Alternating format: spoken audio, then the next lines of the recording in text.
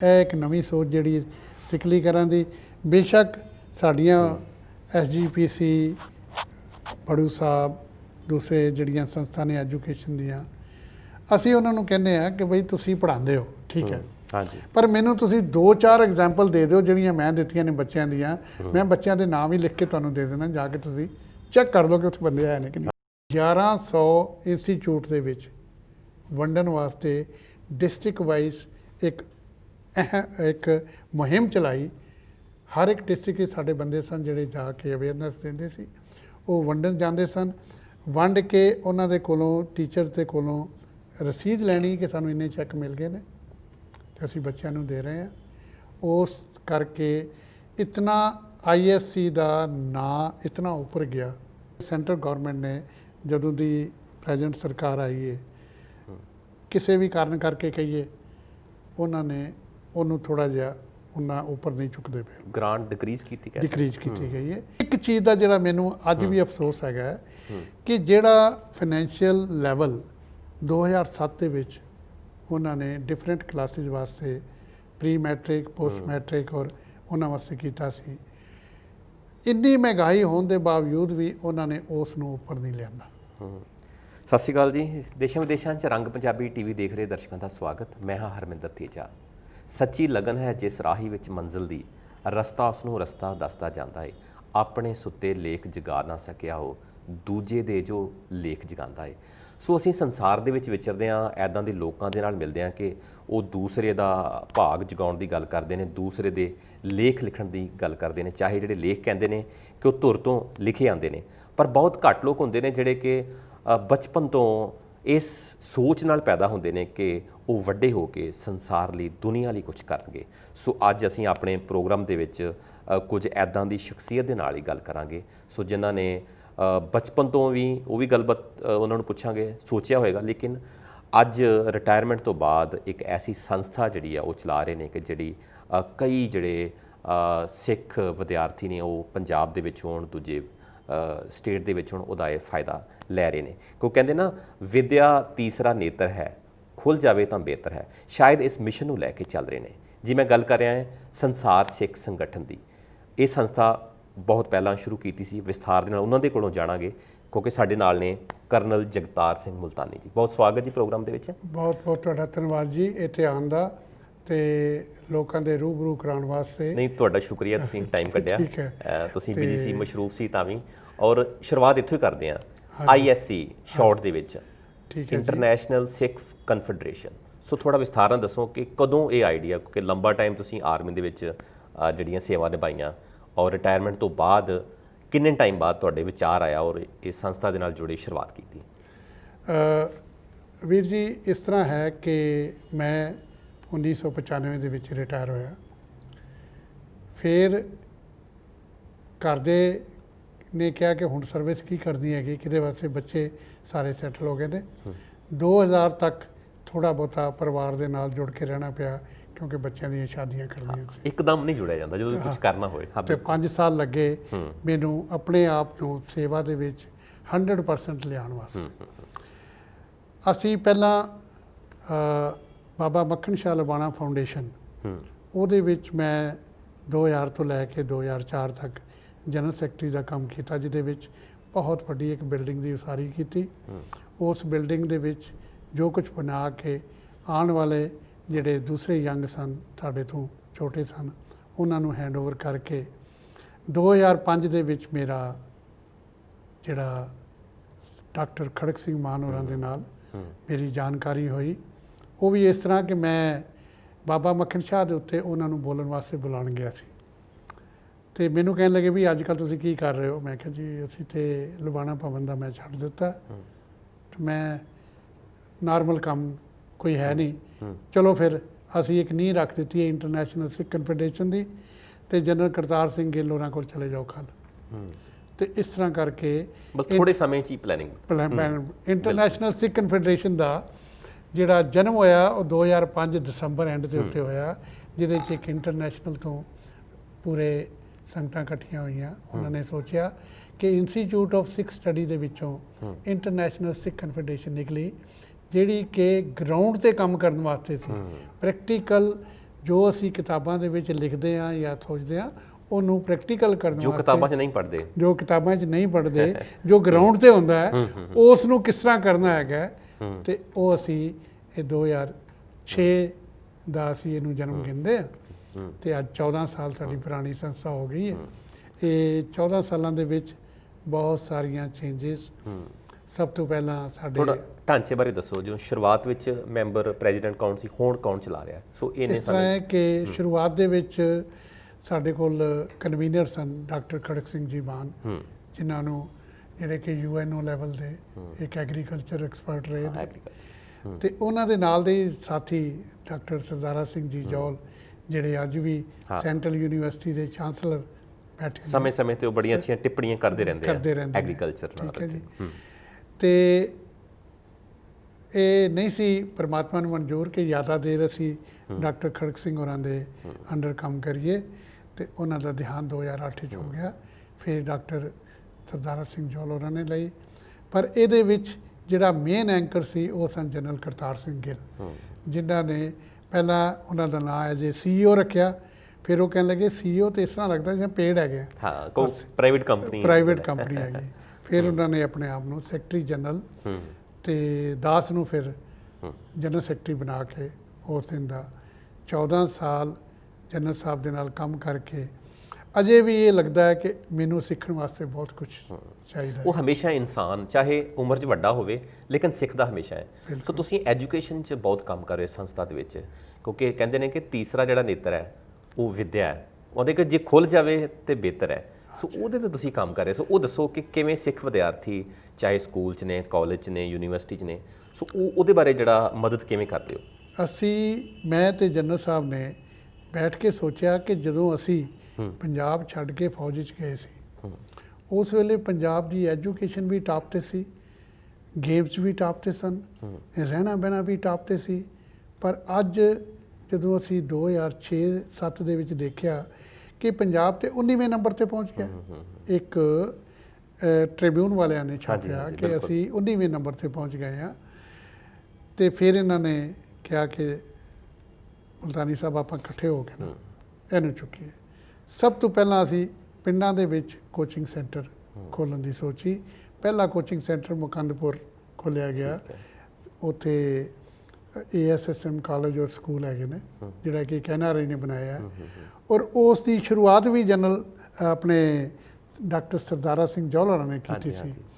ਤਾਂ ਉਹਨਾਂ ਨੇ ਕਿਹਾ ਇੱਥੇ ਚਲਾਉਂਦੇ ਆ। ਅੱਜ ਉਸ ਸੈਂਟਰ ਤੋਂ ਜਿਹੜਾ ਕਿ 2009 'ਚ ਖੋਲ੍ਹਿਆ, ਅੱਜ ਉਹਨਾਂ ਦੇ ਉੱਥੇ ਪੜ੍ਹੇ ਹੋਏ ਬੱਚੇ ਜਿਨ੍ਹਾਂ ਨੂੰ ਅਸੀਂ 2 ਘੰਟੇ ਕੋਚਿੰਗ ਦਿੰਦੇ ਹਾਂ।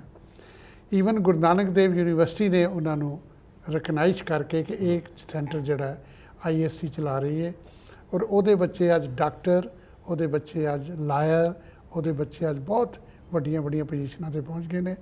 ਕਮ ਸੇ ਕਮ ਨਹੀਂ ਤੇ ਅਸੀਂ 800 ਬੱਚਿਆਂ ਨੂੰ ਅੱਜ ਤੱਕ ਉੱਥੇ ਹੋਮਵਰਕ ਟਿਊਸ਼ਨ ਸੈਂਟਰ ਟਾਈਪ 2 ਘੰਟੇ ਪੜ੍ਹਾ ਕੇ ਬਹੁਤ ਉਹਨਾਂ ਨੇ ਮੱਲਾਂ ਮਾਰੀਆਂ ਨੇ, ਜਿਹਦਾ ਸਾਨੂੰ ਅਸੀਂ ਵੀ feel very proud of that ਕਿ ਸਾਡੇ ਪਿੰਡਾਂ ਦੇ ਸਰਕਾਰੀ ਸਕੂਲਾਂ ਦੇ ਬੱਚੇ ਇੱਥੇ ਤੱਕ ਪਹੁੰਚੇ ਨੇ। ਉਸ ਤੋਂ ਇਲਾਵਾ ਅਸੀਂ 3 ਹੋਰ ਖੋਲ੍ਹੇ, ਤੇ ਕੁਝ ਜਿਹੜੇ ਬੱਚੇ ਲਾਇਕ ਸਨ ਉਹ ਸਾਡੇ ਕੋਲ ਅਸੀਂ ਜਦੋਂ ਕਨਵੈਸਿੰਗ ਕਰਨ ਜਾਂਦੇ ਸੀ ਤੇ ਉਹਨਾਂ ਦੇ ਮਾਪਿਓ ਨੇ ਕਿਹਾ, ਜਿਸ ਤਰ੍ਹਾਂ ਇੱਕ ਬੱਚੀ ਅੱਜ ਤੋਂ 6 ਸਾਲ ਪਹਿਲਾਂ ਮੈਂ ਪਾਤੜਾਂ ਗਿਆ, ਉੱਥੇ ਸਕੂਲ ਦੇ ਵਿੱਚ ਸ਼ੇਰਪੁਰ ਦੇ ਵਿੱਚ ਉਹਦੀ ਮਾਂ ਇੱਕ ਬੱਚੀ ਨੂੰ ਲੈ ਕੇ ਆ ਗਈ, ਕਹਿਣ ਲੱਗੀ ਜੀ ਇਹ ਬੱਚੀ ਨੇ 93% ਮੈਟ੍ਰਿਕ 'ਚੋਂ ਲਏ ਨੇ ਔਰ ਇਹ ਹੁਣ ਇਹਨੇ 12ਵੀਂ ਦਾ ਇਮਤਿਹਾਨ ਦਿੱਤਾ, ਇਹਨੂੰ ਤੁਸੀਂ ਚੰਡੀਗੜ੍ਹ ਲੈ ਜਾਓ, ਅਸੀਂ ਪੜ੍ਹਾ ਨਹੀਂ ਸਕਦੇ। ਮੈਂ ਕਿਉਂ?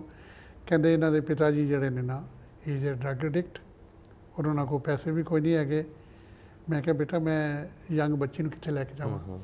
ਇੱਥੇ ਲਿਆਂਦਾ ਅਸੀਂ ਸਿੰਘ ਸਭਾ ਦੇ ਵਿੱਚ, ਅਸੀਂ ਹੋਸਟਲ 'ਚ ਰੱਖਿਆ, ਪਰ ਉਹ ਬੱਚੀ ਹੋਸਟਲ 'ਚ ਫਿੱਟ ਨਹੀਂ ਹੋਈ। ਫਿਰ ਉਹਨੂੰ ਮੈਂ ਆਪਣੇ ਘਰ ਲੈ ਗਿਆ। ਖਾਲਸਾ ਕਾਲਜ ਦੇ ਵਿੱਚ ਉਹਦੇ ਜਦੋਂ ਰਿਜ਼ਲਟ ਆਇਆ 86% ਉਹਦੇ ਨੰਬਰ ਆ ਗਏ। ਖਾਲਸਾ ਕਾਲਜ ਵਿੱਚ ਉਹਨੂੰ BSc ਨਾਨ ਮੈਡੀਕਲ ਵਿੱਚ ਕਰਾਇਆ।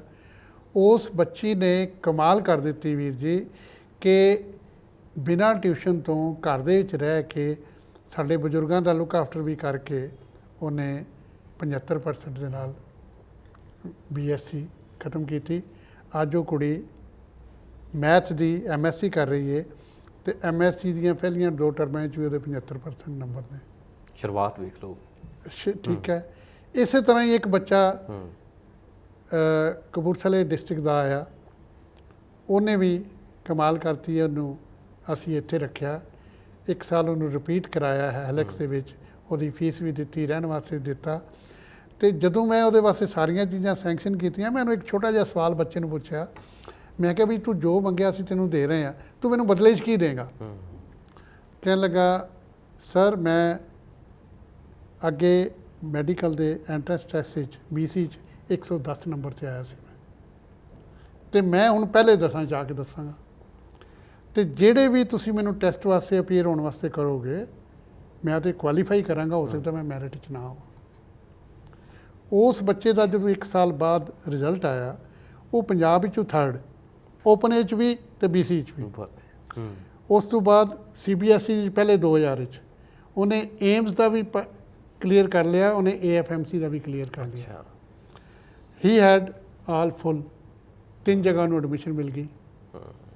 ਅਸੀਂ ਕਿਹਾ ਜੀ ਤੂੰ ਪਟਿਆਲੇ ਕਰੇਗਾ ਔਰ ਪੰਜਾਬ ਦੀ ਸੀਟ ਨਹੀਂ ਲਏਗਾ, ਤੂੰ ਸੈਂਟਰ ਦੀ ਸੀਟ ਲੈ ਕੇ ਕਰੇਗਾ, ਤਾਂ ਕਿ ਮੇਰਾ ਇੱਕ ਪੰਜਾਬ ਦਾ ਬੱਚਾ ਹੋਰ ਇਹਦੇ 'ਚ ਆ ਜਾਏ। ਠੀਕ ਹੈ।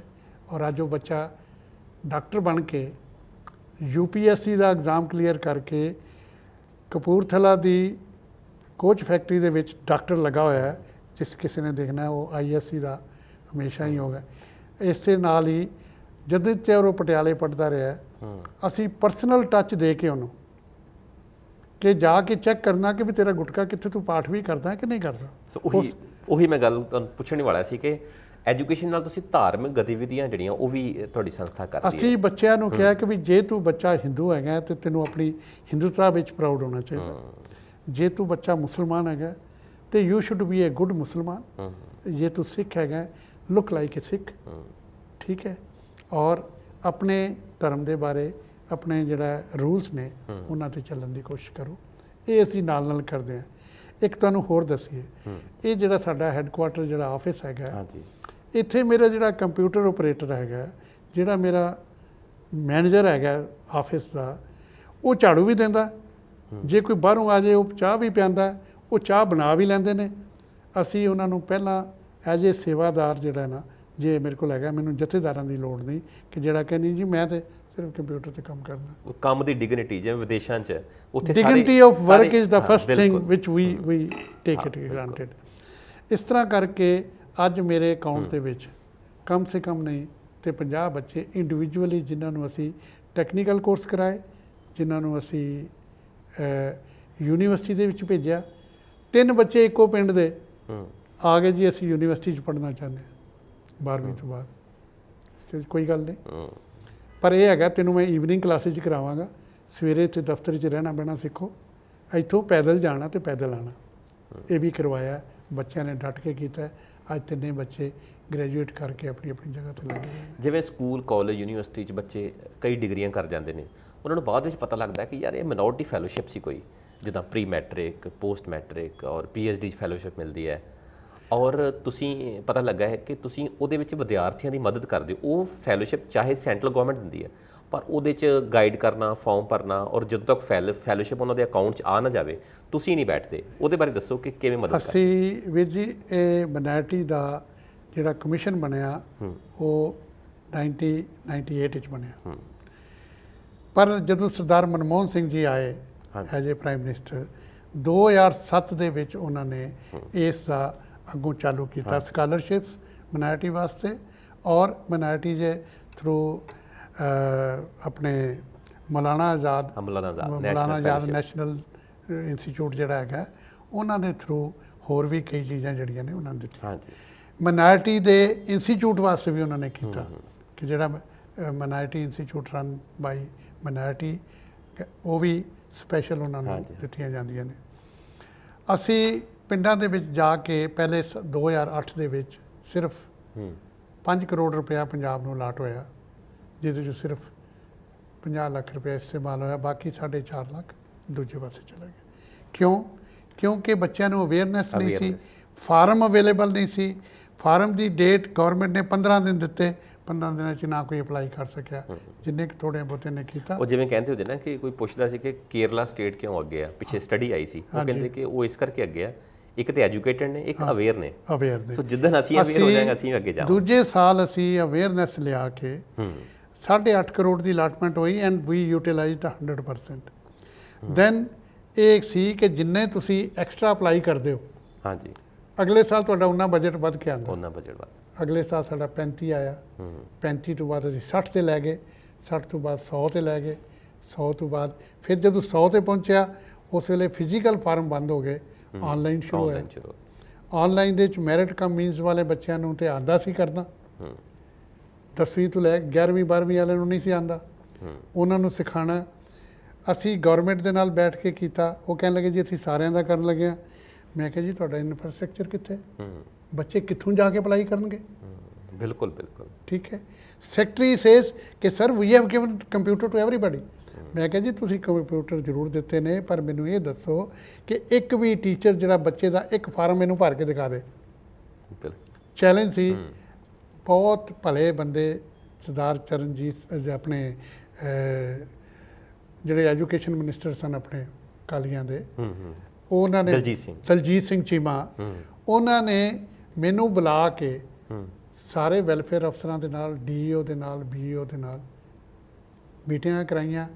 ਅਸੀਂ ਪੈਂਫਲੇਟ ਵੰਡੇ, ਅਸੀਂ ਸਕੂਲਾਂ ਦੇ ਵਿੱਚ ਜਾ ਜਾ ਕੇ ਸਾਰੇ ਪਾਸੇ ਇਹਨਾਂ ਨੂੰ ਕੀਤਾ। ਬੱਚਿਆਂ ਨੇ ਜਦੋਂ ਅਕਾਊਂਟ ਖੋਲ੍ਹੇ, ਜਿਹਦੇ ਬੈਂਕ 'ਚ ਆਉਣੇ ਸ਼ੁਰੂ ਹੋਏ ਪੈਸੇ, ਬੱਚਿਆਂ ਨੇ ਸਾਰੇ ਪੈਸੇ ਕਢਾ ਲਏ। 2014 ਦੇ ਵਿੱਚ ਕੀ ਹੋਇਆ ਕਿ ਬੱਚਿਆਂ ਦੇ ਅਕਾਊਂਟ 'ਚ ਜਿਨ੍ਹਾਂ ਦੇ ਵਿੱਚ ਪਾਣੇ ਸੀ ਰੀਨਿਊਅਲ ਕੇਸਿਸ ਵਿੱਚ, ਉਹ ਬੱਚਿਆਂ ਦੇ ਚੈੱਕ ਜਿਹੜੇ ਨੇ ਵਾਪਸ ਆ ਰਹੇ ਸਨ।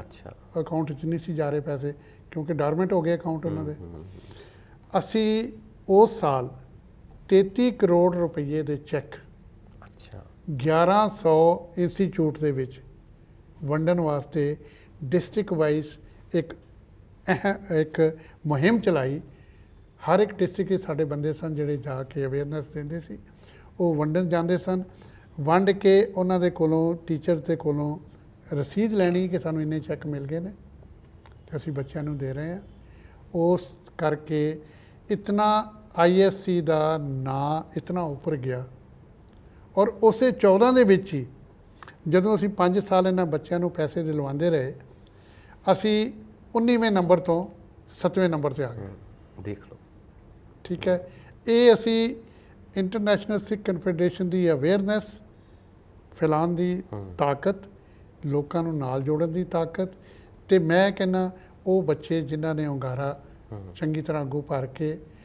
ਇੱਕ ਮੈਂ ਖਾਸ ਸਕੂਲ ਦਾ ਨਾਂ ਜ਼ਰੂਰ ਲੈਣਾ ਚਾਹਾਂਗਾ। ਮੋਗੇ ਤੋਂ ਥੋੜ੍ਹਾ ਜਿਹਾ ਉਰਲੇ ਪਾਸੇ ਇੱਕ ਸਕੂਲ ਹੈ ਜਿੱਥੇ ਇੱਕ ਸਕੂਲ ਦੇ 28 ਲੱਖ ਰੁਪਈਆ ਉਹਨਾਂ ਦੇ ਬੱਚਿਆਂ ਨੂੰ ਵਾਪਸ ਆਇਆ।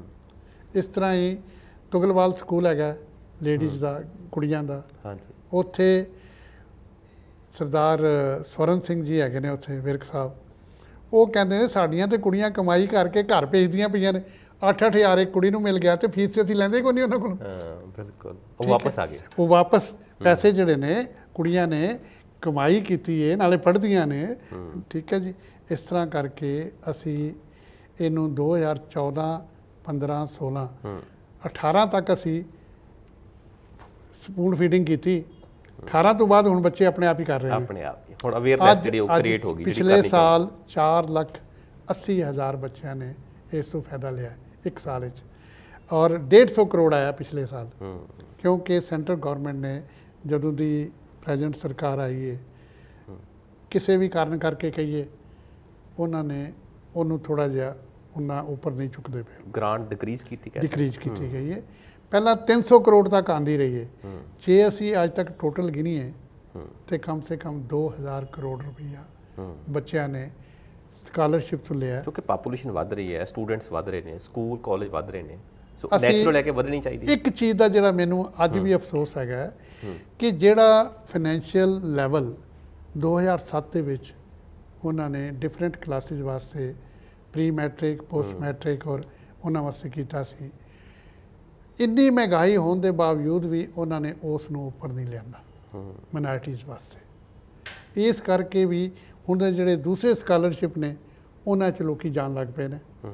ਪਰ ਬੱਚਿਆਂ ਨੂੰ ਇਹ ਪਤਾ ਹੈ ਕਿ ਅਵੇਅਰਨੈਸ ਹੋ ਗਈ ਤੇ ਉਹ ਅਪਲਾਈ ਕਰ ਰਹੇ ਹਾਂ ਨੇ ਬਿਲਕੁਲ। ਔਰ ਬਹੁਤ ਫਾਇਦਾ ਲੈ ਰਹੇ ਇਹ ਨੇ। ਤਾਂ ਗੱਲ ਹੋ ਗਈ, ਤੁਸੀਂ ਕਿਵੇਂ ਗਾਈਡ ਕਰਦੇ ਹੋ, ਕਿੰਨੀਆਂ ਫੈਲੋਸ਼ਿਪਸ ਲੈ ਕੇ ਦਿੱਤੀਆਂ ਤੁਸੀਂ, ਹਾਂਜੀ ਔਰ ਤੁਸੀਂ ਪਤਾ ਲੱਗਾ ਕਿ ਆਪਣੇ ਵੀ ਸਕੂਲ ਕੋਚਿੰਗ ਸੈਂਟਰ ਚਲਾ ਰਹੇ ਹੋ ਔਰ ਉਹਦੇ ਲਈ ਫੰਡ ਚਾਹੀਦੇ ਹੁੰਦੇ ਆ, ਸੋ ਥੋੜਾ ਉਹਦੇ ਬਾਰੇ ਦੱਸੋ ਕਿ ਉਹ ਫੰਡਸ ਕਿਵੇਂ ਅਰੇਂਜ ਕਰਦੇ ਹੋ। NRIs ਵੀ ਜੁੜੇ ਨੇ ਤੁਹਾਡੇ ਨਾਲ, ਹੋਰ ਇੰਡੀਆ ਤੋਂ ਪੰਜਾਬ ਤੋਂ ਕਿਹੜੇ ਮੈਂਬਰ ਜਿਹੜੇ ਆ, ਜਾਂ ਕੋਈ ਜੁੜਨਾ ਚਾਹੁੰਦਾ ਹੈ, ਉਹ ਵੀ ਅਸੀਂ ਗੱਲ ਕਰਾਂਗੇ। ਅੱਜ ਸਾਡੇ ਕੋਲ 540 ਮੈਂਬਰ ਨੇ ਸਾਡੇ, ਔਰ ਬਹੁਤ ਵੱਡੀਆਂ ਵੱਡੀਆਂ ਹਸਤੀਆਂ ਨੇ ਜਿਨ੍ਹਾਂ ਨੇ ਆਪਣੇ ਆਪ ਸਾਡੇ ਕੋਲ ਪੈਸੇ ਭੇਜ ਦਿੰਦੇ ਨੇ। ਉਹਨਾਂ ਨੂੰ ਪਤਾ ਹੈ ਕਿ ਅਸੀਂ ਹਰ ਇੱਕ ਐਂਟਰੀ ਆਉਣ ਦੀ ਤੇ ਜਾਣ ਦੀ ਪੈਨਸਲ ਦੇ ਨਾਲ ਜਿਹੜਾ ਸੈਕਟਰੀ ਜਨਰਲ ਹੈਗਾ ਉਹ ਆਪ ਲਿਖ ਕੇ ਤੇ ਸੀਏ ਕੋਲੋਂ ਅਪਰੂਵ ਕਰਾਉਂਦਾ। ਸਾਡੀ ਸਾਰਿਆਂ ਤੋਂ ਵੱਡਾ ਸਾਡਾ ਹਥਿਆਰ ਹੈਗਾ ਸਾਡੇ ਓਪਨ ਅਕਾਊਂਟ ਔਰ ਟਰੂ ਅਕਾਊਂਟ। ਟਰਾਂਸਪੇਰੈਂਸੀ ਦੇਖੋ, ਹਮੇਸ਼ਾ ਹੀ ਅਸੀਂ ਕਿਸੇ ਅਧਿਕਾਰੀ ਦਾ ਇਤਬਾਰ ਕਿਉਂ ਕਰਦੇ ਆ ਜਦੋਂ ਟਰਾਂਸਪੇਰੈਂਟ ਹੈ। ਸੋ ਬਿਲਕੁਲ ਤੁਸੀਂ, ਜੇ ਤੁਹਾਡੀ ਸੰਸਥਾ ਟਰਾਂਸਪੇਰੈਂਟ ਹੈ ਤਾਂ ਲੋਕ ਹੋਰ ਜੋੜਨਗੇ। ਇਸੇ ਤਰ੍ਹਾਂ ਹੀ ਅਸੀਂ ਇਹ ਸੋਚਿਆ ਸੀ ਜਦੋਂ ਅਸੀਂ ਕੋਚਿੰਗ ਸੈਂਟਰ 3 ਜਗ੍ਹਾ ਤੇ ਸਾਡੇ ਬਹੁਤ ਵਧੀਆ ਚੱਲ ਰਹੇ ਨੇ, ਉਹਨਾਂ ਦੇ ਰਿਜ਼ਲਟ ਵੀ ਆਏ ਨੇ, ਬਹੁਤ ਵਧੀਆ ਰਿਜ਼ਲਟ ਨੇ। ਉਹਦੇ ਵਿੱਚ ਅਸੀਂ ਇਹ ਦੇਖਿਆ ਹੈਗਾ ਕਿ ਉੱਥੇ ਦੇ ਟੀਚਰਸ ਨੂੰ ਅਸੀਂ ਆਵਰਲੀ ਪੇ ਕਰਦੇ ਹਾਂ, ਜਿੰਨੇ ਘੰਟੇ ਉਹ ਪੜ੍ਹਾਉਂਦੇ ਨੇ। ਇੱਕ ਐਸਾ ਸਿਸਟਮ ਬਣਾ ਦਿੱਤਾ ਹੈ ਕਿ ਨਾ ਤੇ ਟੀਚਰ ਵੱਧ ਕਲੇਮ ਕਰ ਸਕਦਾ ਤੇ ਨਾ ਹੀ ਟੀਚਰ ਕੋਈ ਬਿਨਾਂ ਉਸ ਤੋਂ ਰਹਿ ਸਕਦਾ। ਬੈਂਕ ਅਕਾਊਂਟ ਖੋਲ੍ਹਿਆ, ਉਹ ਪ੍ਰਿੰਸੀਪਲ ਤੇ ਇੱਕ ਜਿਹੜਾ ਕੋਆਰਡੀਨੇਟਰ ਹੈ ਉਹ ਸਾਈਨ ਕਰਕੇ ਚੈੱਕ ਸਾਰਿਆਂ ਨੂੰ ਵੰਡ ਦਿੰਦਾ, ਸਾਨੂੰ ਬਿੱਲ ਆ ਜਾਂਦਾ, ਅਸੀਂ ਉਹਦੇ ਪੈਸੇ ਭਿਜਵਾ ਦਿੰਦੇ ਹਾਂ ਤੇ ਉੱਥੇ ਗੁਰੂ ਨਾਨਕ ਕੋਚਿੰਗ ਸੈਂਟਰ ਦੇ ਨਾਂ ਤੇ ਇਹ ਚੱਲ ਰਹੇ ਨੇ। ਕੋਈ ਵੀ ਸੰਸਥਾ ਜੇ ਇੰਨੀ ਲੰਬੀ ਦੂਰੀ ਤੈਅ ਕਰਦੀ ਹੈ ਤੇ ਮੈਂ ਸੋਚਦਾ ਕਿ ਉਹ ਸਿਰਫ ਕਲੀਅਰ ਟਰਾਂਸਪੇਰੈਂਸੀ ਦੇ ਉੱਤੇ ਹੀ ਕਰ ਸਕਦੀ ਹੈ। ਉਹਦੇ 'ਚ ਹੁਣ ਆ ਗਈ ਹੈ ਕਿ ਵੀ ਸਾਨੂੰ ਫੰਡਸ ਕਿੱਥੋਂ ਆਉਂਦੇ ਨੇ। ਸਾਡੇ ਸਿੱਖ ਜਗਤ ਦੇ ਵਿੱਚ ਇਹ ਮੰਨਿਆ ਗਿਆ ਹੈ ਕਿ ਦਾਨੀਆਂ ਦੀ ਕੋਈ ਕਮੀ ਨਹੀਂ, ਦਾਨ ਲੈਣ ਵਾਲਿਆਂ ਦੀ ਕਮੀ ਹੋ ਸਕਦੀ ਹੈ। ਕਿਉਂ ਦੇਣ ਵਾਲਿਆਂ ਦੀ ਕਮੀ ਹੁੰਦੀ ਹੈ ਕਿ ਅਸੀਂ ਸਿਰਫ ਆਨੈਸਟ ਹੋਣਾ ਹੀ ਕਾਫੀ ਨਹੀਂ, ਔਨ ਪੇਪਰ ਆਨੈਸਟ ਦਿਖਣਾ ਵੀ ਚਾਹੀਦਾ। ਅਸੀਂ ਰੋਜ਼ ਅਰਦਾਸ ਕਰਦੇ ਹਾਂ ਨਿਆਸਰਿਆਂ ਦਾ ਆਸਰਾ, ਸੋ ਸੰਸਥਾ ਤੁਹਾਡੀ ਕੰਮ ਕਰਦੀ ਹੈ। ਨਹੀਂ ਇਸ ਤਰ੍ਹਾਂ ਤੇ ਨਹੀਂ, ਪਰ ਇਹ ਹੈ ਕਿ ਗੁਰੂ ਦੀਆਂ ਦਸਵੰਧ ਦੀ ਗੱਲ ਕੀਤੀ ਗਈ, ਦਸਵੰਧ ਦੀ ਗੱਲ ਕੀਤੀ ਤੇ ਦਸਵੰਧ ਉੱਥੇ ਹੀ ਮਿਲਦਾ ਹੈ ਜਿਹੜਾ ਬੰਦਾ ਆਪ ਚੇਅਰ ਤੇ ਬੈਠਾ ਹੈ। ਜਿਸ ਤਰ੍ਹਾਂ ਜਨਰਲ ਸਾਹਿਬ ਨੇ ਹਰ ਸਾਲ 1.5 ਲੱਖ ਰੁਪਈਆ ਉਹਨਾਂ ਨੇ ਆਪਣੇ ਦਸਵੰਧ ਕੱਢਣਾ ਤੇ ਉਹਨਾਂ ਨੂੰ ਦੇਖ ਕੇ ਦਾਸ ਨੇ ਵੀ ਕੱਢਣਾ ਸ਼ੁਰੂ ਕਰਤਾ। ਤੇ ਉਹਨਾਂ ਦੀ ਬਿਮਾਰੀ ਕਰਕੇ ਉਸ ਦਿਨ ਉਹਨਾਂ ਦੀ ਵਾਈਫ ਨੇ ਪੁੱਛਿਆ ਕਿ ਤੁਸੀਂ ਇਸ ਵਾਰੀ ਕੋਈ ATG 'ਚ ਪੈਸੇ ਦਿੱਤੇ ਨੇ? ਕਹਿੰਦਾ ਨਹੀਂ ਮੈਂ ਕੋਈ ਨਹੀਂ ਦਿੱਤਾ। ਮੈਨੂੰ ਉਹਨਾਂ ਨੇ ਪੁੱਛਿਆ, ਪਤਾ ਲੱਗਾ ਵੀ 1,10,000 ਦਿੱਤਾ ਉਹਨਾਂ ਨੇ। ਠੀਕ ਹੈ, ਐਸੇ ਨੇ ਜਿਸ ਤਰ੍ਹਾਂ ਜਿੰਨੇ ਵੀ ਸਾਡੇ ਸੰਸਥਾ ਦੇ ਮੈਂਬਰ ਨੇ ਉਹ ਆਪਣੇ ਆਪ। ਇੱਕ NRI ਨੇ ਸਾਡੇ ਡਾਕਟਰ ਸੁਖਮਿੰਦਰ ਸਿੰਘ, ਕੈਲੀਫੋਰਨੀਆ 'ਚ ਪੜ੍ਹਾਉਂਦੇ ਨੇ। ਉਸ ਦਿਨ ਮੈਨੂੰ ਟੈਲੀਫੋਨ ਆਇਆ, ਜੱਗੀ ਤੁਸੀਂ ਬਹੁਤ ਚੰਗਾ ਕੰਮ ਕਰਦੇ ਪਏ ਹੋ ਯਾਰ, ਮੈਨੂੰ ਯਾਦ ਹੀ ਨਹੀਂ ਕਰਦੇ। ਮੈਂ ਕਿਹਾ ਜੀ ਯਾਦ ਤੁਹਾਨੂੰ ਕਰਦੇ ਹਾਂ ਅਸੀਂ। ਨਹੀਂ ਤੂੰ ਪੈਸੇ ਨਹੀਂ ਮੰਗੇ ਮੇਰੇ ਕੋਲੋਂ। 2 ਲੱਖ ਰੁਪਈਆ ਉਹਨਾਂ ਨੇ, ਜਿਹੜਾ ਮਾਮਲਾ ਆਇਆ ਨਾ ਉਹਨਾਂ ਦਾ, ਉਹ 2 ਲੱਖ ਰੁਪਇਆ ਇੱਧਰ ਟ੍ਰਾਂਸਫਰ ਕਰ ਦਿੱਤਾ। ਬਿਲਕੁਲ। ਸਾਡੇ ਕੋਲ ਇੱਕ ਸਾਡਾ ਸਿਕਲੀਗਰ ਬੱਚਿਆਂ ਵਾਸਤੇ ਅਸੀਂ ਇੱਕ ਹੈਦਰਾਬਾਦ ਸਕੂਲ ਖੋਲ੍ਹਿਆ, ਪ੍ਰਾਇਮਰੀ ਸਕੂਲ ਹੈ। ਸਕੂਲ ਕਿਉਂ ਖੋਲ੍ਹਿਆ ਹੈਦਰਾਬਾਦ, ਉਹ ਤਾਂ ਮੈਂ ਥੋੜ੍ਹਾ ਜਿਹਾ ਤੁਹਾਨੂੰ ਵਿਸਤਾਰ ਵਿੱਚ ਦੱਸਣਾ ਚਾਹੁੰਦਾ। ਇਸ ਤਰ੍ਹਾਂ ਸੀ ਕਿ ਸਿਕਲੀਗਰਾਂ ਦੇ ਬੱਚਿਆਂ ਵਾਸਤੇ ਬਹੁਤ ਸਾਰੀਆਂ ਸੰਸਥਾ ਪੜ੍ਹਾਈ ਵਾਸਤੇ, ਸਕੂਲ ਦੀ ਫੀਸ ਦੇਣ ਵਾਸਤੇ, ਉਹਨਾਂ ਨੂੰ ਛੱਡਣ ਵਾਸਤੇ ਬੈਠੇ ਸਨ। ਪਰ ਮੈਂ ਦੇਖਿਆ ਕਿ ਕੋਈ ਬੱਚਾ 9ਵੀਂ 10ਵੀਂ ਤੋਂ ਉੱਪਰ ਜਾ ਹੀ ਨਹੀਂ ਰਿਹਾ। ਮੈਕਸੀਮਮ ਬੱਚੇ ਜਿਹੜੇ ਨੇ 6ਵੀਂ 7ਵੀਂ ਦੇ ਵਿੱਚ ਡਰਾਪ ਆਊਟ ਹੋ ਜਾਂਦੇ। ਕਾਫੀ ਦੇਰ 4-5 ਸਾਲ ਮੈਂ ਲਗਾਤਾਰ ਉਹਦੇ 'ਤੇ ਅਧਿਐਨ ਕਰਨ ਤੋਂ ਬਾਅਦ ਇਹ ਹੋਇਆ ਕਿ ਉਹ ਬੱਚੇ ਜਾਂਦੇ ਹੀ ਸਕੂਲ 8 ਸਾਲ ਦੇ ਨੇ, ਵੱਡੀ ਉਮਰ 'ਚ। ਵੱਡੀ ਉਮਰ 'ਚ 8 ਸਾਲ ਤੋਂ ਲੈ ਕੇ 10 ਸਾਲਾਂ 'ਚ ਤੋਂ ਪਹਿਲੀ ਦੂਜੀ 'ਚ ਪਹੁੰਚਦੇ ਨੇ ਵਿਚਾਰੇ। ਤੇ ਅੱਗੇ ਜਾ ਕੇ ਨਾ ਤੇ ਉਹ ਸਕੂਲ ਵਾਲੇ ਹੀ ਅਲਾਓ ਕਰਦੇ ਨੇ ਉਹਨਾਂ ਨੂੰ ਬੈਠਣਾ, ਤੇ ਇਹਨਾਂ ਨੂੰ ਵੀ ਸ਼ਰਮ ਆਉਂਦੀ ਛੋਟੇ ਬੱਚਿਆਂ ਨਾਲ ਬੈਠਣਾ। ਫਿਰ ਮੈਂ ਇੱਕ ਉੱਥੇ ਗੁਰਦੁਆਰਾ ਸਾਹਿਬ ਦੇ ਵਿੱਚ, ਸ਼ਸਤਰ ਸਾਹਿਬ ਗੁਰਦੁਆਰਾ, ਉਹਦੇ ਵਿੱਚ ਅਸੀਂ ਪਹਿਲਾਂ ਇੱਕ ਹੋਮਵਰਕ ਟਿਊਸ਼ਨ ਸੈਂਟਰ ਖੋਲ੍ਹਿਆ ਟੈਸਟ ਕਰਨ ਵਾਸਤੇ ਕਿ ਛੋਟੇ ਬੱਚੇ ਆਉਣਗੇ। ਅਸੀਂ ਜਨਵਰੀ 17 'ਚ ਖੋਲ੍ਹਿਆ 8 ਬੱਚਿਆਂ ਦੇ ਨਾਲ, ਤੇ ਮਾਰਚ 17 'ਚ ਮੇਰੇ ਕੋਲ 80 ਬੱਚੇ ਹੋ ਗਏ ਸਿਕਲੀਗਰਾਂ ਦੇ, 30-35, ਬਾਕੀ ਦੂਜੇ ਇੰਡਸਟਰੀਅਲ ਬੈਲਟ ਦੇ। ਅਸੀਂ ਅਗਸਤ ਦੇ ਵਿੱਚ ਸਕੂਲ ਦੀ ਨੀਂਹ ਰੱਖ ਦਿੱਤੀ। ਅੱਜ ਮੇਰੇ ਕੋਲ 100 ਤੋਂ ਜ਼ਿਆਦਾ ਬੱਚੇ, ਜਿਹਦੇ 50 ਬੱਚੇ ਮੇਰੇ ਸਿਕਲੀਗਰਾਂ ਦੇ ਨੇ। 3 ਸਾਲ ਤੋਂ ਲੈ ਕੇ 8 ਸਾਲ ਤੱਕ ਦੇ ਬੱਚੇ, ਪਹਿਲੀ KG ਔਰ ਅੱਗੇ ਜਾ ਕੇ। ਔਰ ਅੱਜ ਉਹ ਬੱਚੇ ਕਹਿੰਦੇ ਨੇ, ਅੰਗਰੇਜ਼ੀ ਬੋਲਣ ਲੱਗ ਗਏ ਨੇ, ਉਹ ਕਹਿੰਦੇ ਨੇ ਜੀ ਯੈਸ ਪੜ੍ਹਨ ਦਾ ਹੋਣਾ ਹੈਗਾ। ਜਦੋਂ ਤੱਕ ਤੁਸੀਂ ਵੀਰ ਜੀ ਬੱਚਿਆਂ ਨੂੰ ਸਹੀ ਏਜ ਦੇ ਉੱਤੇ ਐਂਟਰੀ ਨਹੀਂ ਦਿਓਗੇ, ਬਿਲਕੁਲ ਪੇਰੈਂਟਸ ਦੇ ਕੋਲ ਨਾ ਅਵੇਅਰਨੈਸ, ਡ੍ਰੌਪ ਆਊਟਸ ਤਾਂ ਵਧਣਗੇ, ਅਵੇਅਰਨੈਸ ਵੀ ਨਹੀਂ, ਉਹਨਾਂ ਨੂੰ ਪੜ੍ਹਾਈ ਦੀ ਕੀਮਤ ਦਾ ਵੀ ਨਹੀਂ ਪਤਾ, ਉਹ ਪੜ੍ਹਾਈ ਤੁਹਾਡੀ ਮਦਦ ਵੀ ਨਹੀਂ ਕਰ ਸਕਦੇ, ਠੀਕ ਹੈ, ਤੇ ਨਾ ਹੀ ਉਹ ਇਸ ਕਾਬਲ ਨੇ ਕਿ ਮਾਂ ਚੁੱਕ ਕੇ ਤੇ ਬੱਸ 'ਚ ਚੜ੍ਹਾਵੇ, ਠੀਕ ਹੈ। ਹੁਣ ਅਸੀਂ ਉਹਨਾਂ ਨੂੰ ਇਸ ਰਸਤੇ ਪਾਇਆ, ਤੇ ਇੱਕ ਵੱਡੀ ਖੁਸ਼ੀ ਦੀ ਖਬਰ ਹੈ, ਜਿਹੜੇ ਬੱਚੇ ਨੂੰ ਮੈਂ ਹੱਲਾਸ਼ੇਰੀ ਦੇ ਕੇ ਸਿਕਲੀਗਰ ਬੱਚੇ ਨੂੰ ਉਹਦੇ ਆਪਣਾ ਤੇਲੰਗਾਨਾ ਬੋਰਡ ਦੇ ਵਿੱਚੋਂ 98.5% ਨੰਬਰ ਆਏ ਨੇ ਉਹਦੇ ਨਾਨ ਮੈਡੀਕਲ ਦੇ ਵਿੱਚੋਂ। ਅੱਜ ਉਹ ਬੈਸਟ ਜਿਹੜਾ ਕਾਲਜ ਹੈ ਉੱਥੇ, ਉਹਦੇ 'ਚ ਕੰਪੀਟੀਸ਼ਨ 'ਚ ਲੈ ਕੇ ਤੇ ਐਂਟਰੀ ਕੀਤੀ ਉਹਨੇ, ਇਹ 1.5 ਸਾਲ ਪਹਿਲਾਂ। ਉਹਨੇ 2 ਸਾਲ ਜਿਹੜਾ ਉਹਦਾ ਪੀਰੀਅਡ ਲੰਘਿਆ, 92% ਦੇ ਨਾਲ ਉਹ ਇੰਜੀਨੀਅਰਿੰਗ ਦੇ ਵਿੱਚ ਚੱਲ ਰਿਹਾ ਜੀ, ਦੂਜੇ ਬੱਚਿਆਂ ਦੇ ਨਾਲ। ਬਹੁਤ ਵੱਡੀ ਅਚੀਵਮੈਂਟ। ਇਸ ਤਰ੍ਹਾਂ ਹੀ ਇੱਕ ਹੋਰ ਛੋਟਾ ਬੱਚਾ ਵੀ ਚੱਲ ਰਿਹਾ ਨਾਲ ਹੀ, ਉਹ ਵੀ 90% ਤੋਂ ਉੱਪਰ ਚੱਲ ਰਿਹਾ। ਅਸੀਂ ਇਹੋ ਜਿਹੇ ਜਿਹੜੇ ਬੱਚੇ ਨੇ, ਅਸੀਂ ਉਹਨਾਂ ਨੂੰ ਨਾਲ ਦੀ ਨਾਲ ਡੋਨਰ ਲੱਭਿਆ। ਉਹ ਡੋਨਰ 45,000 ਰੁਪਏ ਹਰ 6 ਮਹੀਨਿਆਂ ਬਾਅਦ ਉਹਦੀ ਫੀਸ ਉੱਥੇ ਹੀ ਜਮ੍ਹਾਂ ਕਰਾ ਦਿੰਦਾ। ਸਾਡੇ ਸਕੂਲ ਵਾਸਤੇ, ਬੱਸ ਵਾਸਤੇ, ਵਾਹਿਗੁਰੂ ਉਹਨਾਂ ਦੀ ਲੰਬੀ ਉਮਰ ਕਰੇ, ਸਰਦਾਰ ਸੁਰਿੰਦਰਪਾਲ ਸਿੰਘ ਜੀ ਹੈਗੇ ਨੇ, ਆਪਣੇ ਉਹਨਾਂ ਦੀ ਬੜੀ ਵੱਡੀ ਕੰਪਨੀ ਹੈ ਸੋਲਰ ਸਿਸਟਮ ਦੀ, ਪ੍ਰੀਮੀਅਰ ਸੋਲਰ ਸਿਸਟਮ ਦੀ। ਉਹ ਸਾਨੂੰ ਹਰ ਮਹੀਨੇ 30,000 ਰੁਪਇਆ ਬੱਸ ਵਾਸਤੇ ਦਿੰਦੇ ਨੇ, ਉਹਨਾਂ ਬੱਚਿਆਂ ਨੂੰ ਲਿਆਉਣ ਤੇ ਛੱਡਣ ਵਾਸਤੇ। ਇਸ ਤੋਂ ਵੱਡਾ ਹੋਰ ਸਿੱਖਾਂ ਦੇ ਵਿੱਚ ਬਿਲਕੁਲ, ਇਸ ਤੋਂ ਵੱਡਾ ਪਰਉਪਕਾਰ ਕੀ ਹੈ? ਠੀਕ ਹੈ ਨਾ ਜੀ, ਤਾਂ ਹੀ ਕਹਿੰਦੇ ਨਾ ਵਿਦਿਆ ਵਿਚਾਰੀ ਤਾਂ ਪਰਉਪਕਾਰੀ। ਬਸ ਬਿਲਕੁਲ ਜੀ। ਅਸੀਂ ਇਹ ਜਿਹੜੇ ਕਰ ਰਹੇ ਹਾਂ, ਇਸ ਤੋਂ ਬਾਅਦ ਅਸੀਂ ਇੱਕ ਹੋਰ ਹੈ, ਸਾਡੀ ਇੱਕ ਡਿਊਟੀ ਜਿਹੜੀ ਵੱਡੀ ਲੱਗੀ ਹੈ, ਉਹ ਹੈਗੀ ਕਿ ਇਹਨਾਂ ਬੱਚਿਆਂ ਨੂੰ ਪੜ੍ਹਾ ਕੇ ਨਹੀਂ ਛੱਡ ਦੇਣਾ। ਇਹਨਾਂ ਬੱਚਿਆਂ, ਮੇਰੇ ਕੋਲ ਐਸੀਆਂ ਬੱਚੀਆਂ ਨੇ 2, ਇੱਕ ਰਿਕਸ਼ਾ ਪੁਲਰ ਦੀ ਕੁੜੀ ਖਮਾਣੋਂ ਤੋਂ, ਜਿਹਨੂੰ ਮੈਂ 12ਵੀਂ ਤੋਂ ਲੈ ਕੇ ਗ੍ਰੈਜੂਏਸ਼ਨ ਕਰਾਈ, ਗ੍ਰੈਜੂਏਸ਼ਨ ਕਰਾਉਣ ਤੋਂ ਬਾਅਦ ਬੈਂਕਿੰਗ ਦੀ ਟ੍ਰੇਨਿੰਗ ਕਰਾ ਕੇ ਉਹਨੂੰ ਨੌਕਰੀ ਲਗਵਾਈ। ਨੌਕਰੀ ਲਗਵਾਉਣ ਤੋਂ ਉਹਦਾ ਵਿਆਹ ਵੀ ਕਰਕੇ, ਉਹਦਾ ਵਿਆਹ ਅਟੈਂਡ ਕਰਕੇ, ਉਹਦੇ ਵਾਸਤੇ ਸਹੀ ਬੱਚਾ ਲੱਭ ਕੇ ਅੱਜ ਦੋਨੋਂ ਬੜੇ ਖੁਸ਼ ਨੇ, ਆਪਸ ਵਿੱਚ ਬੈਠੇ ਨੇ। ਕੁਝ ਬੱਚੇ ਸਾਡੇ ਉੱਥੇ ਪਹੁੰਚ ਗਏ ਨੇ, ਅਮਰੀਕਾ ਪਹੁੰਚ ਗਏ ਨੇ, ਕੁਝ ਇੱਧਰ ਪਹੁੰਚ ਗਏ। ਦੇਖੋ, ਜਿਹੜੇ ਤੁਹਾਡੇ ਸੰਸਥਾ ਤੋਂ ਮਦਦ ਲੈ ਕੇ ਤੁਹਾਡੀ ਅਚੀਵਮੈਂਟਸ ਇੱਕ ਤੇ ਬਣੇ, ਔਰ ਨਾਲ ਦੀ ਨਾਲ ਉਹ ਤੁਹਾਡੀ ਮਦਦ ਵੀ ਕਰਦੇ ਹੋਣਗੇ। ਅੱਜ ਮੈਂ ਤੁਹਾਨੂੰ ਦੱਸਣਾ ਪਿਆ ਕਿ ਉਹ ਬੱਚੀ ਜਿਹੜੀ ਅੱਜ ਆਸਟ੍ਰੇਲੀਆ ਬੈਠੀ ਹੈ, she did her BSc nursing ਪਟਿਆਲੇ, ਉਹਨੂੰ ਅਸੀਂ 1,10,000 ਰੁਪਈਆ ਉਹਦੇ 'ਤੇ ਸਾਡਾ ਲੱਗਾ। ਸਾਡੇ ਕੋਲ ਹਰ ਬੱਚੇ ਦੀ ਫਾਈਲ ਬਣੀ ਹੈ, ਕਿੰਨੇ ਪੈਸੇ ਉਹਦੇ 'ਤੇ ਲੱਗੇ ਨੇ ਉਹ ਲਿਖੇ ਪਏ ਨੇ।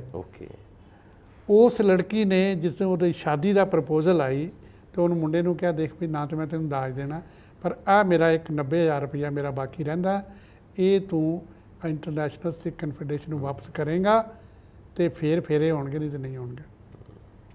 ਸੋ ਜੇ ਦਾਜ ਦੀ ਫਾਰਮ ਹੀ ਇਦਾਂ ਦੀ ਬਣ ਜੇ, ਠੀਕ ਹੈ, ਤੇ ਇਹ ਸਮੱਸਿਆ ਖਤਮ ਹੋ ਜਾਂਦੀ। ਦੇਖੋ, ਉਹ 90,000 ਰੁਪਈਆ ਦੇ ਕੇ ਗਏ।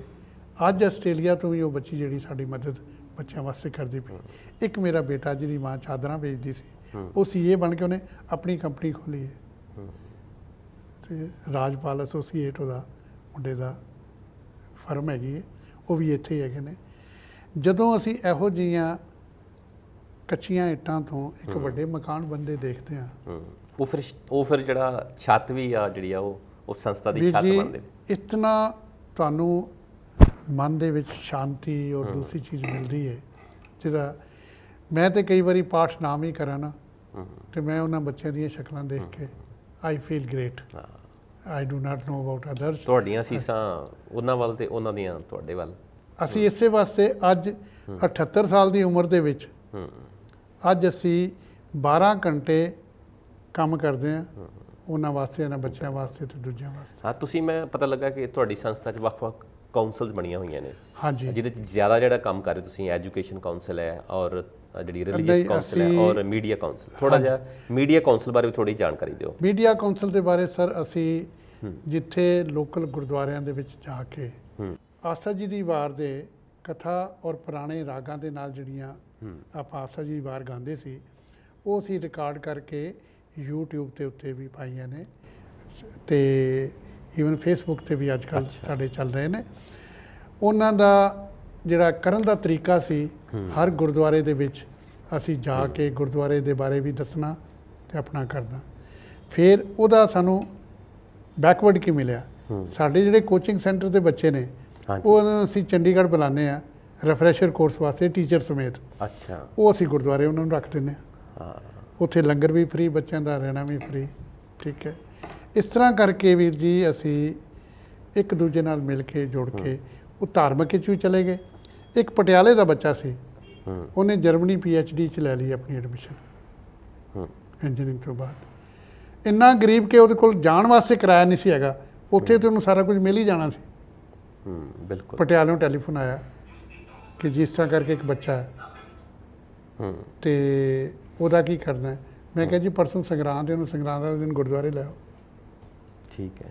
ਉਸੇ ਵੇਲੇ 1 ਲੱਖ ਰੁਪਇਆ ਇਕੱਠਾ ਕਰਕੇ ਉਹਨੂੰ ਕਿਹਾ ਲੈ ਬੇਟਾ ਜਾ ਤੂੰ, ਅੱਜ ਵੀ ਉਹ ਸਾਡੇ ਨਾਲ ਜੁੜਿਆ। ਅੱਛਾ, ਠੀਕ ਹੈ। ਪੂਰੇ ਏਸ਼ੀਆ ਦੇ ਵਿੱਚੋਂ 2 ਹੀ ਬੱਚੇ ਸਿਲੈਕਟ ਹੋਏ ਸੀ, ਇੱਕ ਮੁਸਲਮਾਨ ਸੀ, ਇੱਕ ਸਿੱਖ ਬੱਚਾ ਸੀ। ਤੇ ਇਹਨਾਂ ਬੱਚਿਆਂ ਕਰਕੇ ਅੱਜ ਇਹ ਸੰਸਥਾ ਜਿਹੜੀ ਹੈ ਬੜੇ ਜ਼ੋਰਾਂ ਸ਼ੋਰਾਂ ਨਾਲ ਚੱਲ ਰਹੀ ਹੈ। ਮੀਡੀਆ ਦੇ ਵਿੱਚ ਸਾਡੇ ਕੋਲ ਆਪਣਾ ਰਿਕਾਰਡਿੰਗ ਸਟੂਡੀਓ ਹੈਗੇ ਨੇ, ਆਪਣੇ ਹੀ ਸਾਡੇ ਬੱਚੇ ਕੰਮ ਕਰਦੇ ਨੇ। ਉਹਨਾਂ ਨੇ ਇਹ ਵੀ ਸਿੱਖਿਆ ਹੈਗਾ, ਐਡੀਟਿੰਗ ਵੀ ਆਪ ਹੀ ਕਰਦੇ ਹੈਗੇ ਨੇ ਤੇ ਉਹਨੂੰ YouTube ਤੇ ਪਾਉਣ ਵਾਸਤੇ ਵੀ ਹੈਗੇ ਨੇ। ਅਸੀਂ ਜਿਹੜੇ ਵੀ ਸੱਜਣ ਸੁਣ ਰਹੇ ਨੇ, ਕੋਈ ਵੀ ਸੰਸਥਾ ਜਿਹੜੀ ਹੈ ਉਹ ਇੱਥੇ ਆ ਕੇ ਸਾਡੇ ਇਸ ਇਨਫਰਾਸਟ੍ਰਕਚਰ ਦਾ ਕੋਈ ਫਾਇਦਾ ਉਠਾਉਣਾ ਚਾਹਵੇ ਤੇ ਵੀ ਵੈਲਕਮ ਐਵਰੀਬਾਡੀ। ਬਿਲਕੁਲ। ਠੀਕ ਹੈ ਜੀ। ਫਿਰ ਅਸੀਂ ਟ੍ਰੇਨਿੰਗ ਇੰਸਟੀਚਿਊਟ ਦੇ ਨਾਲ, ਜਿਸ ਤਰ੍ਹਾਂ ਬੈਂਕਿੰਗ ਟ੍ਰੇਨਿੰਗ ਇੰਸਟੀਚਿਊਟ ਹੈਗਾ, ਕੋਈ ਗ੍ਰੈਜੂਏਟ ਬੱਚਾ ਸਾਡੇ ਕੋਲ ਆ ਜਾਏ, ਸਿੱਖ ਬੱਚਾ, ਉਹਨੂੰ ਚੰਡੀਗੜ੍ਹ ਦੇ ਵਿੱਚ ਜਿੱਥੇ 15 ਤੋਂ 20 ਹਜ਼ਾਰ ਰੁਪਇਆ ਫੀਸ ਚਾਰਜ ਕਰਦੇ ਨੇ 2-3 ਮਹੀਨਿਆਂ ਦੀ, ਅਸੀਂ ਉਹ ਤੁਹਾਨੂੰ ਫ੍ਰੀ ਕਰਵਾ ਦਿਆਂਗੇ। ਉਹ ਸੰਸਥਾ ਕਹਿੰਦੀਆਂ ਜਿਹਨੂੰ ਤੁਸੀਂ ਸਪਾਂਸਰ ਕਰ ਦਿਓਗੇ we will do it, because ਉਸ ਆਰਗੇਨਾਈਜੇਸ਼ਨ ਨੂੰ, ਐਜੂਕੇਸ਼ਨ ਇੰਸਟੀਚਿਊਟ ਨੂੰ ਅਸੀਂ ਮਿਨਾਰਟੀ ਦਾ ਦਰਜਾ ਦਵਾਇਆ। ਬਿਲਕੁਲ। ਤੋ ਕਹਿੰਦਾ ਮਿਨਾਰਟੀ ਦਾ ਬੱਚਾ ਆਏਗਾ ਉਹਨੂੰ ਅਸੀਂ ਰੱਖਾਂਗੇ। ਠੀਕ ਹੈ। ਜਿਵੇਂ ਕਿ ਤੁਸੀਂ ਦੱਸ ਰਹੇ ਸੀ ਕਿ ਆਉਣ ਵਾਲੇ ਸਮੇਂ 'ਚ ਤੁਸੀਂ ਪ੍ਰਧਾਨ ਮੰਤਰੀ ਆਵਾਸ ਯੋਜਨਾ, ਸੋ ਉਹ ਇੱਕ ਨਵੀਂ ਸੰਸਥਾ ਜਿਹੜੀ ਆ ਕਮਿਊਨਿਟੀ ਅਕਾਊਂਟ ਜਿਹੜੀ ਆ ਉਹ ਸੋਚ ਰਹੇ ਹੋ ਉੱਤੇ ਕੰਮ, ਉਹਦੇ ਬਾਰੇ ਥੋੜਾ ਦੱਸੋ। ਹਾਂ, ਅਸੀਂ ਇਸ ਵਾਰੀ ਜਨਵਰੀ ਦੇ ਵਿੱਚ ਇਹ ਸੋਚ ਆਈ ਕਿ ਵੀ ਇਹ ਜਿੰਨੇ ਸਿਕਲੀ ਕਰਦੇ ਉਹ ਅੱਜ ਵੀ ਟੈਂਪਰੇਰੀ ਹਟਸ ਜਿਹੀਆਂ ਬਣਾ ਕੇ ਰਹਿੰਦੇ ਨੇ, ਰੋਡ ਸਾਈਡ ਤੇ ਰਹਿੰਦੇ ਹੈਗੇ ਨੇ। ਉਹਨਾਂ ਦੇ ਵਿੱਚ ਜਦੋਂ ਇਹ ਪ੍ਰਧਾਨ ਮੰਤਰੀ ਆਵਾਸ ਯੋਜਨਾ ਪਿਛਲੇ ਸਾਲ ਇਹਨਾਂ ਨੇ ਡਿਕਲੇਅਰ ਕੀਤੀ ਔਰ 2022 ਤੱਕ ਹੈਗਾ, ਅਸੀਂ ਕਿਹਾ ਵੀ ਇਹ ਤੇ ਆਲ ਇੰਡੀਆ ਲੈਵਲ ਦੇ ਉੱਤੇ ਸਾਨੂੰ ਕਰਨਾ ਪਏਗਾ। ਉਹਦੇ ਵਿੱਚ ਅਸੀਂ ਦਿੱਲੀ ਦੇ ਸਰਦਾਰ ਚਰਨਜੀਤ ਸਿੰਘ ਨੇ, ਜਿਹੜੇ ਕਿ ਬੜੂ ਸਾਹਿਬ ਦੇ ਨਾਲ ਜੁੜੇ ਹੋਏ ਨੇ, DGMC ਨਾਲ ਵਿੱਚ ਵੀ ਕੰਮ ਕਰਦੇ ਰਹੇ ਨੇ। ਇਸ ਤਰ੍ਹਾਂ ਕਰਕੇ ਸਾਡੇ ਸਰਦਾਰ ਰਜਿੰਦਰ ਸਿੰਘ ਨੇ ਮਦਰਾਸ ਤੋਂ, ਕੁਲਵੰਤ ਸਿੰਘ ਜੀ ਨੇ ਬੰਬੇ ਤੋਂ, ਭੋਪਾਲ ਤੋਂ ਭਾਟੀਆ ਸਾਹਿਬ ਨੇ, ਇਸ ਤਰ੍ਹਾਂ ਕਰਕੇ ਸਾਰੇ ਪਾਸੇ ਅਸੀਂ ਇਕੱਠੇ ਕਰਕੇ ਜ਼ੂਮ ਦੇ ਉੱਤੇ ਇੰਟਰਵਿਊ ਲੈ ਕੇ ਹੁਣ ਅਸੀਂ ਕਾਊਂਟਡਾਊਨ ਦੇ ਉਹ ਕਮਿਊਨਿਟੀ ਅਕਾਊਂਟ ਦੇ ਵਿੱਚ ਅਸੀਂ ਛੋਟੀਆਂ ਵੀਡੀਓ ਪਾ ਕੇ ਕਿ ਕਿਸ ਤਰ੍ਹਾਂ ਤੁਸੀਂ ਅਪਲਾਈ ਕਰ ਸਕਦੇ ਹੋ, ਕਿਹੜੇ ਬੈਂਕ ਕੋਲ ਕਰਨਾ ਹੈ, ਤੁਹਾਨੂੰ ਕੀ ਤੁਹਾਡੀਆਂ ਸ਼ਰਤਾਂ ਨੇ, ਉਸ ਯੋਜਨਾ ਦਾ ਕਿਵੇਂ ਉਸ ਯੋਜਨਾ ਦਾ ਬੈਨੀਫਿਟ ਕਿਸ ਤਰ੍ਹਾਂ ਲੈਣਾ ਹੈ, ਉਹ ਅਸੀਂ ਗਰੀਬ ਤੋਂ ਗਰੀਬ, ਛੋਟੇ ਤੋਂ ਛੋਟੇ, not for only 6 whosoever comes with us, ਕੋਈ ਵੀ ਲੈ ਸਕਦਾ, ਕੋਈ ਵੀ ਲੈ ਸਕਦਾ ਹੈ। ਇੱਕ ਅਸੀਂ ਉਹ ਪ੍ਰਧਾਨ ਮੰਤਰੀ ਆਵਾਸ ਯੋਜਨਾ ਜਿਹੜੀ ਹੈ। ਦੂਸਰਾ ਇਹ ਹੈ ਕਿ ਅਸੀਂ ਹਮੇਸ਼ਾ ਸਰਕਾਰ ਦੇ ਕਨਫਰੰਟੇਸ਼ਨ ਵਿੱਚ ਨਹੀਂ ਜਾਣਾ, ਅਸੀਂ ਕਾਮਨ ਮਿਨੀਮਮ ਪ੍ਰੋਗਰਾਮ ਤੇ ਕੰਮ ਕਰ ਲਾਂਗੇ। ਬਿਲਕੁਲ। ਠੀਕ ਹੈ, ਤਾਂ ਕਿ ਜਿਹਦੇ ਵਿੱਚ ਸਾਡੇ ਜੁੜੇ ਹੋਏ ਲੋਕਾਂ ਦਾ ਭਲਾ ਹੋ ਜਾਏ, ਉਹਨਾਂ ਨੂੰ ਐਜੂਕੇਸ਼ਨਲੀ, ਲਿਵਿੰਗ, ਰਿਲੀਜੀਅਸਲੀ, ਦੂਸਰਾ ਜੋ ਵੀ ਹੈ ਉਹ ਹੋ ਜਾਏ, ਉਹ ਅਸੀਂ ਕਰਨ ਨੂੰ ਇੱਥੇ ਤਿਆਰ ਬੈਠੇ ਹਾਂ। ਹਾਂ, ਇਹ ਹੈ ਕਿ ਜਿਹੜੀ ਵਰਕ ਫੋਰਸ ਹੈਗੀ ਹੈ ਉਹ ਜਿੰਨੀ ਅਸੀਂ ਜਿੱਥੇ ਜਾਂਦੇ ਹਾਂ ਉਹ ਸਾਡੇ ਪੁਰਾਣੇ ਐਕਸਪੀਰੀਅੰਸ ਨੂੰ ਦੇਖ ਕੇ ਉਹ ਕਹਿੰਦੇ ਨੇ ਜੀ ਇਹਦਾ ਹੈੱਡਕੁਆਟਰ ਇੱਥੇ ਰਹੇਗਾ। ਹੁਣ ਕਾਊਂਟਡਾਊਨ ਦੀ ਸਾਰੀ ਜ਼ਿੰਮੇਵਾਰੀ ISC ਨੂੰ ਮਿਲ ਗਈ ਹੈ ਕਿ ਜਿੰਨਾ ਡਾਟਾਬੇਸ ਬਣਾਉਣਾ ਹੈ ਉਹ ਤੁਸੀਂ ਇੱਥੇ ਬਣਾਓਗੇ। ਇਹਦੇ ਸਾਡੇ ਨਾਲ ਦੁਬਈ ਦੇ ਸਰਦਾਰ ਸਾਹਿਬ ਨੇ, ਆਪਣੇ ਸੇਵਾ ਵਾਲੇ, ਉਹ ਵੀ ਜੁੜੇ ਨੇ। ਸਾਡੇ ਜਿਹੜੇ ਜਿਨ੍ਹਾਂ ਨੇ ਬਲੱਡ ਮਨੀ ਦੇ ਕੇ ਸਰਬੱਤ ਦਾ ਭਲਾ ਵਾਲੇ ਓਬਰਾਏ ਸਾਹਿਬ ਨੇ, ਉਹ ਵੀ ਇਸ ਕਮਿਊਨਿਟੀ ਅਕਾਊਂਟ ਵਿੱਚ ਨੇ। ਇੱਕ ਸਾਡੇ ਨਾਲ ਉਪਲ ਸਾਹਿਬ ਨੇ ਜਿਹੜੇ ਸਹਿਜ ਪਾਠ ਵਾਲੇ ਸੈਂਚੀਆਂ ਵੰਡਦੇ ਨੇ, ਉਹ ਵੀ ਸੰਸਥਾ ਸਾਡੇ ਨਾਲ ਇਹਦੇ ਨਾਲ ਜੁੜੀ ਹੈ। ਅਸੀਂ ਹਰ ਸੰਸਥਾ ਦੀ ਪਹਿਚਾਣ ਨੂੰ ਬਰਕਰਾਰ ਰੱਖਦਿਆਂ ਹੋਇਆਂ ਆਪਣੇ ਨਾਲ ਐਜ਼ ਏ ਐਸੋਸੀਏਟ ਕਰਦੇ ਹਾਂ, ਆਪਣੇ ਅਸਿਸਟੈਂਟ ਨਹੀਂ ਬਣਾਉਂਦੇ। ਇਸੇ ਕਰਕੇ ISC ਦਾ ਜਿਹੜਾ ਰੁਤਬਾ ਹੈ ਉਹਨੂੰ ਕਾਇਮ ਰੱਖਣ ਵਾਸਤੇ ਦੂਸਰੇ ਵੀ ਬਹੁਤ ਜਿਹੜੀ ਦੇਸ਼ ਦੀ ਜਨਗਣਨਾ 2021 ਦੇ ਵਿੱਚ ਹੋਣ ਜਾ ਰਹੀ, ਉਹਦੇ ਲਈ ਵੀ ਤੁਸੀਂ ਦੱਸ ਰਹੇ ਸੀ ਕਿ ਜਨਗਣਨਾ ਦੇ ਵਿੱਚ ਇਸ ਤਰ੍ਹਾਂ ਹੈ ਕਿ ਜਨਗਣਨਾ ਕਰਨ ਵਾਲੇ ਜਿੰਨੇ ਏਜੰਟਸ ਵਗੈਰਾ ਬਣਾ ਕੇ ਜਾਂ ਅਪਲਾਈ ਕਰਕੇ ਕਰਦੇ ਨੇ, ਉਹਨਾਂ ਨੂੰ ਇਹ ਕੰਮ ਦਿੱਤਾ ਜਾਂਦਾ। ਅੱਗੇ ਕਾਲਮ ਹੁੰਦਾ ਸੀ, ਧਰਮ ਦਾ ਵੀ ਵਿੱਚ ਕਾਲਮ ਸੀ, ਉਹਦੇ ਵਿੱਚ ਕਿ ਕਿੰਨੇ ਹਿੰਦੂ ਜੈਂਟਲਮੈਨ ਨੇ ਸਾਡੇ ਕੋਲ, ਕਿੰਨੇ ਉਹ ਹੈਗੇ ਨੇ ਪਰਿਵਾਰ, ਉਹਨਾਂ ਦਾ ਐਜੂਕੇਸ਼ਨ ਵੀ ਹੈ, ਲਿਵਿੰਗ ਪੱਕਾ ਘਰ ਹੈਗਾ, ਸਾਰੀ ਚੀਜ਼ਾਂ ਆਪਾਂ ਗਿਣਦੇ ਹੈਗੇ। ਉਹ ਕੀ ਕਰਦੇ ਸੀ ਕਿ ਰਿਲੀਜੀਅਸ ਦਾ ਖਾਨਾ ਜਿਹੜਾ ਨਾ ਖਾਲੀ ਛੱਡ ਕੇ ਉਹ ਬੰਦਾ ਆਪਣੀ ਮਰਜ਼ੀ ਨਾਲ ਜਾ ਕੇ 100 ਬੰਦਿਆਂ ਦਾ ਕਰਕੇ ਆ, ਚਲੋ ਸਾਰਿਆਂ ਦਾ ਇੱਕੋ ਹੀ ਲਿਖ ਦਿਓ, ਕੀ ਫਰਕ ਪੈਂਦਾ। ਬਿਲਕੁਲ। ਪਰ ਉਹਦੇ ਵਿੱਚ ਇਹ ਹੈ ਕਿ ਜਿਸ ਤਰ੍ਹਾਂ ਮਿਨਾਰਟੀ ਸਕਾਲਰਸ਼ਿਪ ਜਿਹੜਾ ਹੈਗਾ, ਉਹਦੀ ਜੇ ਕਾਊਂਟਿੰਗ ਸਾਡੀ ਸਿੱਖਾਂ ਦੀ ਪੂਰੀ ਹੋ ਜਾਏ ਕਮਿਊਨਿਟੀ ਦੀ, ਤੇ ਸਾਡੇ ਕੋਲ ਕਾਫੀ ਵੱਡਾ ਹਿੱਸਾ ਹੋਰ ਆ ਸਕਦਾ। ਬਿਲਕੁਲ ਠੀਕ ਹੈ। ਔਰ ਅਸੀਂ ਜਿੱਥੇ ਵੀ ਮਿਨਾਰਟੀ 'ਚ ਵੀ ਹੈਗੇ ਆ, ਉੱਥੇ ਅਸੀਂ ਇੰਸਟੀਚਿਊਟ ਖੋਲ੍ਹ ਕੇ ਮਿਨਾਰਟੀ ਦੇ ਤੇ ਗੌਰਮੈਂਟ ਦੇ ਕੋਲੋਂ ਉਹ ਵੀ ਅਸੀਂ ਫਾਇਦਾ ਲੈ ਸਕਦੇ ਹਾਂ। ਇਹ ਚੀਜ਼ਾਂ ਨੂੰ ਦੇਖਦਿਆਂ ਹੋਇਆਂ ਇੰਟਰਨੈਸ਼ਨਲ ਸਿੱਖ ਕਨਫੈਡਰੇਸ਼ਨ ਤੇ ਜਿੰਨੇ ਸੱਜਣ ਨੇ ਉਹ ਹਮੇਸ਼ਾ ਇੱਕ ਨਵੀਂ ਸੋਚ ਲੈ ਕੇ ਆਉਂਦੇ ਨੇ। ਬਿਲਕੁਲ। ਇਹ ਇੱਕ ਨਵੀਂ ਸੋਚ ਜਿਹੜੀ ਸਿੱਖਲੀਕਰਨ ਦੀ, ਬੇਸ਼ੱਕ ਸਾਡੀਆਂ SGPC, ਪੜੂ ਸਾਹਿਬ, ਦੂਸਰੇ ਜਿਹੜੀਆਂ ਸੰਸਥਾ ਨੇ ਐਜੂਕੇਸ਼ਨ ਦੀਆਂ, ਅਸੀਂ ਉਹਨਾਂ ਨੂੰ ਕਹਿੰਦੇ ਆ ਕਿ ਬਈ ਤੁਸੀਂ ਪੜ੍ਹਾਉਂਦੇ ਹੋ, ਠੀਕ ਹੈ, ਹਾਂਜੀ, ਪਰ ਮੈਨੂੰ ਤੁਸੀਂ 2-4 ਐਗਜ਼ਾਮਪਲ ਦੇ ਦਿਓ ਜਿਹੜੀਆਂ ਮੈਂ ਦਿੱਤੀਆਂ ਨੇ ਬੱਚਿਆਂ ਦੀਆਂ। ਮੈਂ ਬੱਚਿਆਂ ਦੇ ਨਾਮ ਹੀ ਲਿਖ ਕੇ ਤੁਹਾਨੂੰ ਦੇ ਦੇਣਾ, ਜਾ ਕੇ ਤੁਸੀਂ ਚੈੱਕ ਕਰ ਲਓ ਕਿ ਉੱਥੇ ਬੰਦੇ ਆਏ ਨੇ ਕਿ ਨਹੀਂ। ਹਾਂਜੀ, ਬਿਲਕੁਲ। ਜਦੋਂ ਅਸੀਂ ਇਸ ਤਰ੍ਹਾਂ ਦਾ ਰਿਕਾਰਡ ਬਣਾਉਣਾ ਸ਼ੁਰੂ ਕਰਾਂਗੇ, ਸੰਸਥਾ ਜਿਹੜੀਆਂ ਨੇ, ਬੱਚੇ ਜਿਹੜੇ ਨੇ, ਉਹ ਬੱਚੇ ਨਹੀਂ ਹੈਗੇ ਅੱਜ ਕੱਲ੍ਹ, ਬੱਚੇ ਸਾਡੇ ਬਾਪ ਨੇ, ਉਹਨਾਂ ਨੂੰ ਸਾਡੇ ਤੋਂ ਜ਼ਿਆਦਾ ਗਿਆਨ ਹੈ। ਤੇ ਜੇ ਅਸੀਂ ਉਹਨਾਂ ਤੋਂ ਜ਼ਿਆਦਾ ਗਿਆਨ ਲੈ ਕੇ ਉਹਨਾਂ ਨੂੰ ਨਹੀਂ ਸਮਝਾਵਾਂਗੇ, ਬਿਲਕੁਲ, ਹਾਂਜੀ, ਜੇ ਅਸੀਂ ਕਹੀਏ ਜੀ ਹੁਣ ਅਸੀਂ ਬੁੱਢੇ ਹੋ ਗਏ ਯਾਰ, ਹੁਣ ਕੀ ਪੜ੍ਹਨਾ, ਉਹ ਨਹੀਂ। ਅੱਜ ਵੀ ਮੈਂ ਕੰਪਿਊਟਰ ਤੇ ਜਾਂ ਜਿੰਨੀਆਂ ਵੀ ਹੈਗੀਆਂ ਨੇ ਬੱਚਿਆਂ ਦੀ ਮਦਦ ਦੇ ਨਾਲ, ਨੌਜਵਾਨਾਂ ਤੋਂ ਵੱਧ ਕੰਮ ਕਰਦੇ ਹੋ। ਨਹੀਂ, ਉਹ ਟੈਕਨੀਕਲੀ ਵੀ ਜਿਹੜੀ ਟੈਕਨੋਲੋਜੀ ਹੈ ਉਹਦਾ ਇਸਤੇਮਾਲ ਕਰਨਾ ਬੜਾ ਜ਼ਰੂਰੀ ਹੈਗਾ। ਉਹ ਵੀ ਦੇਖੋ, ਨਹੀਂ ਤੇ ਆਮ ਕਹਿੰਦੇ ਆ ਕਿ ਜੀ ਇਹ ਨੌਜਵਾਨ ਹੀ ਜਾਣਦਾ ਟੈਕਨੋਲੋਜੀ, ਪਰ ਤੁਸੀਂ ਯੂਜ਼ ਕਰਦੇ ਹੋ, ਕੰਮ ਕਰਦੇ ਹੋ। ਅਸੀਂ ਵਾਹਿਗੁਰੂ ਦੀ ਕਿਰਪਾ ਜੀ, ਉਹ ਅਕਾਲ ਪੁਰਖ ਨੇ ਜਿੰਨੀ ਆਪ ਆਪਣੀ ਬੁੱਧ ਹੈ ਜੇਤੀ, ਬਿਲਕੁਲ, ਬਰਨਤ ਪਿੰਨ ਪਿੰਨ ਤੋਂ ਤੇਤੀ, ਤੇ ਉਸ ਤਰ੍ਹਾਂ ਹੀ ਹੈ।